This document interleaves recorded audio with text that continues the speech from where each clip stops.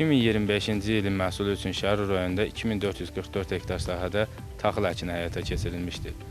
Əkilən taxıl sahələrindən ümumilikdə 34,8 sentnerlə məhsul əldə edilmişdir. Bu göstərici buğda sahələrindən 37,6 sentner, arpa sahələrindən isə 26,3 sentner təşkil etmişdir. 2026-cı ilin məhsulu üçün isə rayonda 2764 hektar sahədə taxıl əkini həyata keçirilmişdir ki, bunun da 1866 hektarını buğda, 898 hektarını isə arpa əkini təşkil etmişdir.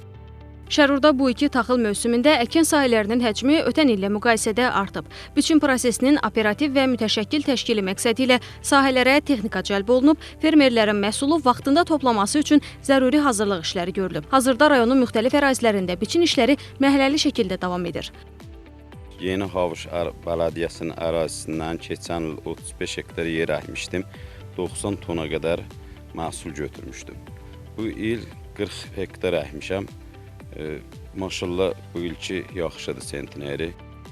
Bu il Şərur rayonu üzrə taxıl biçinində fərdi sahibkarlara məxsus 8 kombayn, Agrolizing açıq səhmdar cəmiyyətinə məxsussa 1 kombayn iştirak edəcək. Məhsulun qısa müddətdə itkisiz yığılması istiqamətində işlər aparılır. Heydər Məmmədov, Tərlan İbrahimova, Rahib Babayev, NTV Xəbər.